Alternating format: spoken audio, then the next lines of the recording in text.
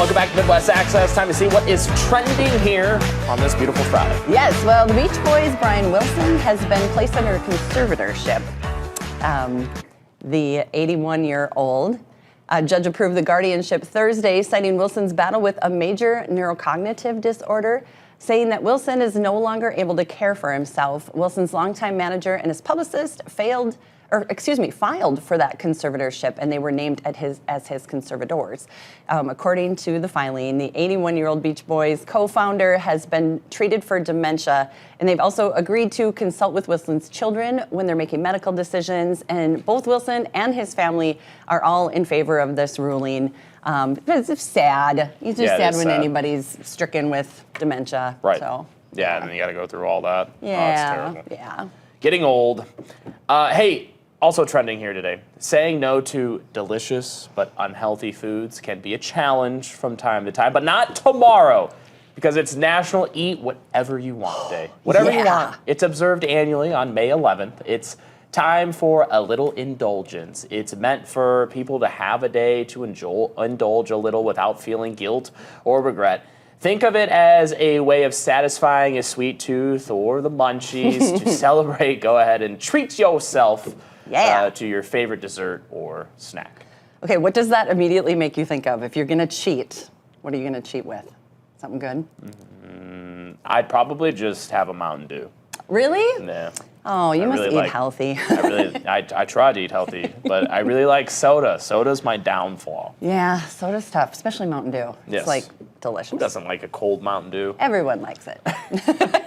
NASA wants to boldly take viewers where no one has gone before. They've used cutting-edge supercomputer technology to create a virtual journey to the center of a black hole. So it's like something out of science fiction adventure, and NASA's inviting you to take a trippy trip to the center of a black hole, or at least what NASA believes a trip to the black hole would look like. So using a powerful supercomputer, they have created an immersive visualization that plunges the viewer headfirst into one of our galaxy's greatest mysteries. The simulation envisions a black hole roughly 4.3 million times the mass of a sun, similar to the monstrous black hole at the center of our own galaxy. Isn't that weird that there's a black hole at the center of our galaxy? Yes. And what is it? It's we don't scary. really know, right? We don't. So this is a way you can get at least a view of what you think, or what NASA thinks it might look like. So it slingshots the viewer around and back out again. Yeah, and doesn't a black hole just rip apart everything? That's what I thought, Isn't that how it works? Sucks everything in. I mean, that's what it does on Star Trek. There you go.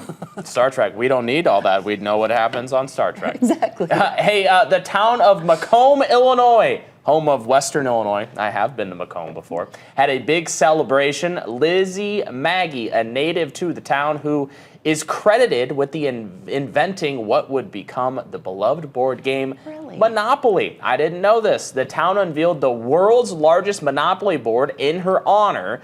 And who better to cut the ribbon than a family member of the game's inventor? Like traditional Monopoly, you roll the dice and move around the board, or in this case, the town of Macomb.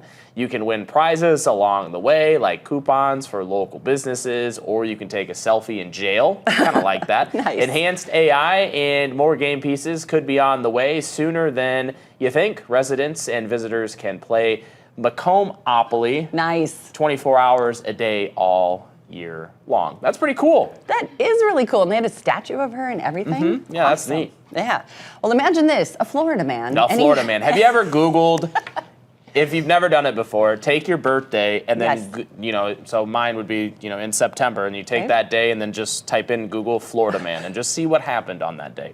A lot happens and it's fun. It's a fun game. Yes, Florida men do a lot of interesting things. So he's recovering from a shark attack. A shark attack, okay. It happened last month when the 24-year-old surfer, diver, fisherman was working on a boat at the marina in the Bahamas. He slipped and fell into the water. Oh, no. He was immediately attacked by sharks. Immediately. Oh, this is terrible. So this is a photo of him about a month ago after he was bit by 2 sharks in Long Island, Bahamas. And so after getting stitched up, the 24-year-old was flown into St. Mary's Hospital in West Palm Beach. And in a news conference today, after a follow-up appointment, he says it all happened when he was working on this boat and fell and slipped, and he knew it was shark-infested waters. He wasn't planning on falling. Right. But he's a Is that the actual waters right there? Yes, look at that. Oh, my God. gosh. There are no limits to feeding the sharks in the marina, so people must feed them, and then they know that, so they're there. They do that. That's crazy. If that's actual footage of that marina, That's scary. that is scary. No, I wouldn't be working anywhere near that. No, me either. Another thing that might be a little scary, a bunch of bears have become regular guests at a California homeowner's pool. They actually love destroying the owner's floats or the floaties that are taking place. Look at the bears. That's so my funny. gosh. All caught on camera. Mama bear, they call Maddie, and her 2 cubs are regular guests these days at the home of Ricky Martinez and Brian Gordon in the foothills of Los Angeles County. Bears have destroyed at least 5 or 6 floaties. Look at that's a giant unicorn, and the that's little so cubs cool. just like Aw. it's Pop. yeah, it's popping. That's funny. Not to mention the floating pool lights they've chewed up when delivering of patio furniture arrived. A bear tried to open it.